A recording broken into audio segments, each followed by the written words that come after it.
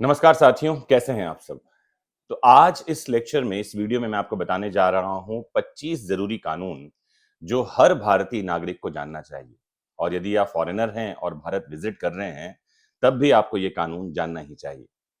अगर आप जानना चाहते हैं कि कोई पुलिस वाला आपको बेवजह न रोके, अगर आप चाहते हैं कि आपके साथ कोई धोखा ना कर सके, अगर आप चाहते हैं कि हर सरकारी दफ्तर में आपका सम्मान हो, तो इन 25 कानूनों को जान लीजिए, वरना पछताना पड़ सकता है। आइए शुरू करते हैं। तो सबसे पहला कानून जो आपको जानना चाहिए, यह है सूचना का अधिकार अधिनियम। 2005 में ये कानून आया है और ये आम आदमी के सूचना के अधिकार को सुरक्षित करता है, संरक्षित करता है। It protects right to information. क्या उपयोग कर सकते हैं इस कानून का?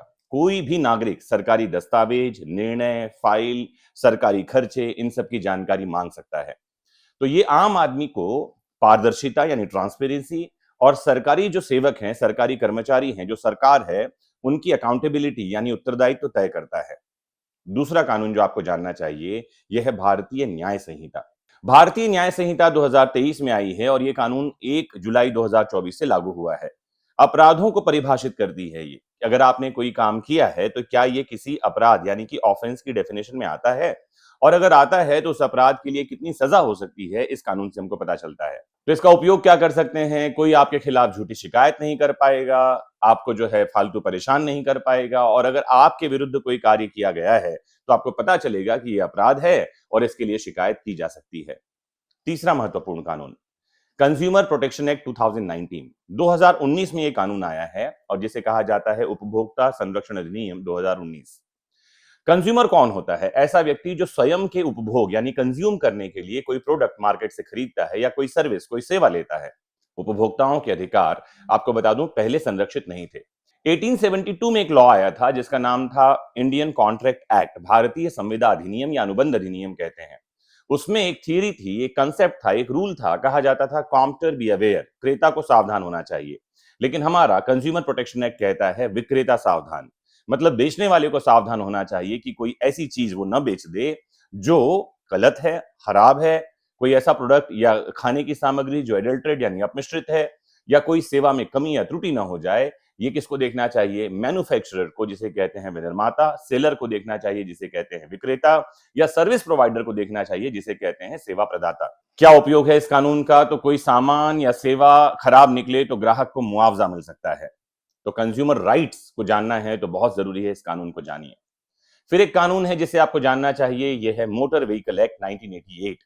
सड़क पर चालान, एक्सीडेंट, बीमा, लाइसेंस, इन सब की जानकारी बहुत जरूरी है। अगर आप सड़क पर चलते हैं, आपको मनमाने ढंग से परेशान नहीं किया जा सकेगा अगर आपके पास इस कानून की जानकारी है।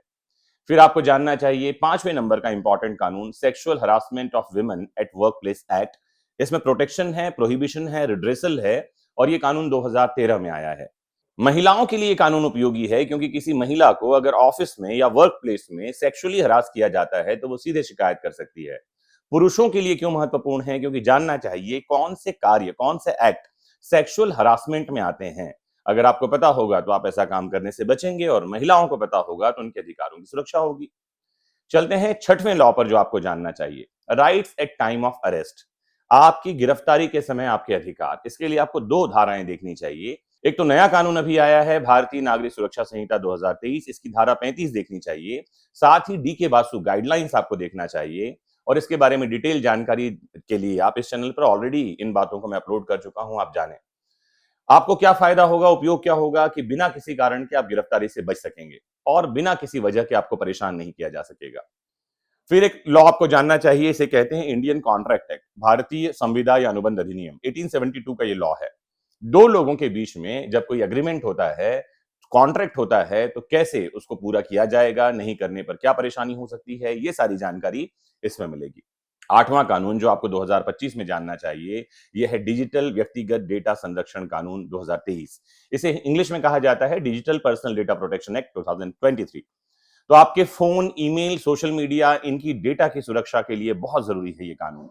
एक कानून और आपको जानना चाहिए 9वें नंबर पर, यह है टेनेंसी एक्ट या अकोमोडेशन कंट्रोल एक्ट या रेंट कंट्रोल एक्ट के नाम से जाना जाता है। हर स्टेट में ये अलग अलग नाम से जाना जाता है। कुछ राज्यों में इसे मॉडल टेनेंसी एक्ट के नाम से भी जाना जाता है। तो इस कानून का उपयोग क्या है? अगर आप मकान मालिक हैं तो आपको अपने अधिकारों का पता चलेगा और अगर आप किराएदार हैं तो आपको अपने अधिकारों का पता चलेगा और कोई भी किसी को परेशान नहीं कर सकेगा। फिर जानना चाहिए आपको इनकम टैक्स एक्ट 1961 का ये कानून है। टैक्स कैसे देना है, किसे टैक्स लगता है, एग्जम्पशन कैसे मिलता है। बहुत जरूरी है जानना। अगर आप कर्मचारी हैं, कहीं काम कर रहे हैं, आप बिजनेसमैन हैं और आप इनकम कर रहे हैं, तो आपको जानना चाहिए। और अगर आप खेती किसानी कर रहे हैं तो भी आपको जानना चाहिए कि कौन सी किसानी है, खेती है जिस पर कि टैक्स नहीं लगता। फिर आपको जानना चाहिए 1925 का एक लॉ जिसे कहा जाता है इंडियन सक्सेशन एक्ट 1925। 11वें नंबर पर यह कानून मैं रखता हूं और भारतीय उत्तराधिकार अधिनियम इसे हिंदी में कहा जाता है। तो प्रॉपर्टी, वसीयत, वारिसों के अधिकार, इन सब के बारे में इस कानून में प्रावधान है। फिर आपको जानना चाहिए 12वें नंबर पर इंफॉर्मेशन टेक्नोलॉजी एक्ट जिसे कहा जाता है सूचना प्रौद्योगिकी कानून। आपको पता ही है आज का संसार, आज की दुनिया ये साइबर वर्ल्ड में है। मतलब एक दूसरी ही दुनिया चल रही है पैरेलली, जो हमारे इस एक्चुअल वर्ल्ड के पैरेलल चलती है, जिसे कहा जाता है वर्चुअल वर्ल्ड। और अपराध जो हो रहे हैं वो साइबर दुनिया में हो रहे हैं। तो साइबर अपराध, ऑनलाइन धोखाधड़ी और कई तरह के ऑनलाइन अपराधों को जानने का मौका मिलेगा आपको इस कानून के माध्यम से। इस कानून का नाम है इंफॉर्मेशन टेक्नोलॉजी एक्ट 2000। 13वें नंबर पर एक लॉ बहुत चर्चा में रहा है इन दिनों, इसे कहा जाता है सिटीजनशिप एक्ट। 1955 में यह कानून आया है।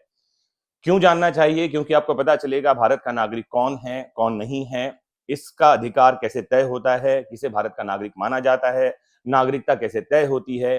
कई सारी जानकारी आपको इसके तहत मिलेगी।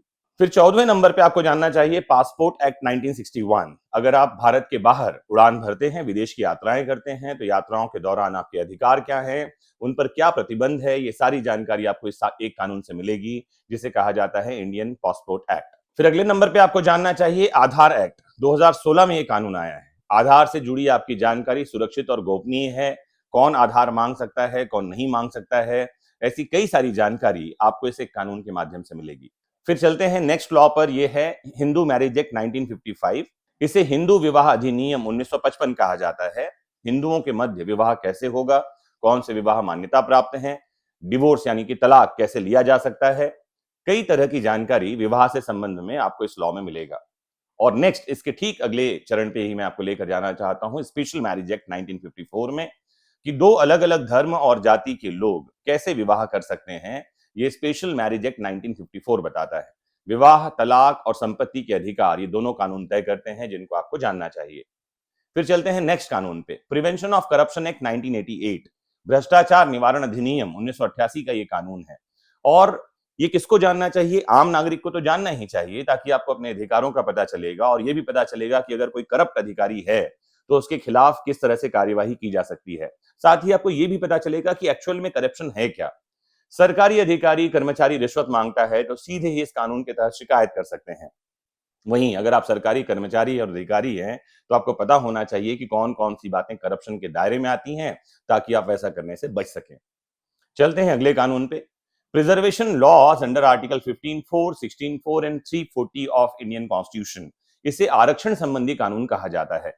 सामाजिक और शैक्षणिक वर्ग में जो आरक्षण के हकदार हैं, उनको आरक्षण दिया जाना संविधान के इन प्रावधानों के तहत तय होता है और ये उनका अधिकार है। ध्यान रखना है, आरक्षण एक मूल अधिकार के रूप में मान्यता प्राप्त है और ये बात जाननी चाहिए। फिर अगला कानून जो आपको जानना चाहिए उसे ईपीएफ एक्ट कहा जाता है। कर्मचारी भविष्य निधि अधिनियम 1952 का ये कानून है और इस कानून के तहत नौकरी छोड़ने पर आपको पीएफ जो है वो क्लेम करने का अधिकार मिलेगा। और कहीं भी आप जॉब करते हैं तो पीएफ आपका अधिकार है।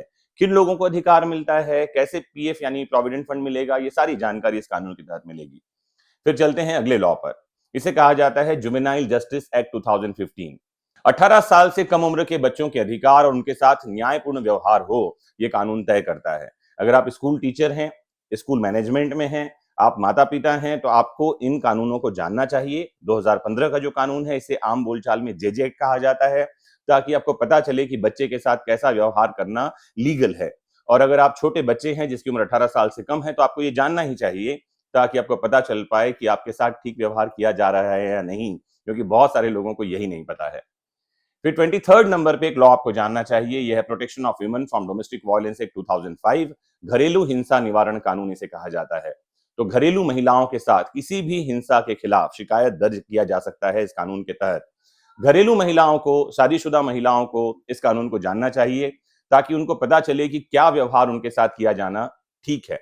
वहीं पुरुषों को जानना चाहिए कि कौन सा ऐसा व्यवहार है जो अपराध की श्रेणी में आता है, ताकि वो ऐसा करने से बचें। फिर चलते हैं नेक्स्ट कानून पर। यह है maintenance and welfare of parents and senior citizen act 2007। बुजुर्ग जो माता पिता हैं उन्हें अधिकार है कि अपने बच्चों से वो भरण पोषण यानी मेंटेनेंस मांग सकें। तो हर एक को जानना चाहिए उनके अधिकारों को जो उनके बच्चों के विरुद्ध उनको प्राप्त है। इवन बच्चों को भी इस कानून को जानना चाहिए ताकि वो अपने माता पिता के साथ कोई दुर्व्यवहार न कर पाएं और अपराध करने से बचें। उनकी मोरल जिम्मेदारी तो है ही, अगर मोरल जिम्मेदारी और रिस्पॉन्सिबिलिटी को समझ लें तो शायद कानून की जरूरत ही ना पड़े। Last but not the least हमको जानना चाहिए भारत का संविधान, इंडियन कॉन्स्टिट्यूशन। यह ऐसा एक कानून है जिसे हम मातृ कानून यानी मदर लॉ कहते हैं। यह हर व्यक्ति की गरिमा, आजादी, जीवन इन सब को सुनिश्चित करता है। और भारत में जब कभी भी कोई कानून बनता है बहुत जरूरी है कि ये संविधान सम्मत हो। तो संविधान का नाम आपने खूब सुना है, लेकिन उसको जानना बहुत जरूरी है अगर आप देश के नागरिक हैं। याद रखना है, कानून जानने वाला नागरिक कभी कमजोर नहीं होता। ये कानून सिर्फ जानकारी नहीं है बल्कि आपकी ढाल है। इनका इस्तेमाल कर सकते हैं आप अपने अधिकारों की रक्षा के लिए और खुशहाल जीवन जीने के लिए। एक और महत्वपूर्ण बात, इन कानूनों पर लगातार हम बात कर रहे हैं आपके इस फेवरेट चैनल विधिक शिक्षा पर। अगर आप इनमें से किसी भी कानून के बारे में डिटेल में जानना चाहते हैं तो जरूर कमेंट बॉक्स में लिख भेजिए। मेरी जिम्मेदारी है, मैं आप तक उस कानून की विस्तृत जानकारी लेकर के आऊंगा और आपको पता चलेगा कि आपके अधिकार क्या हैं।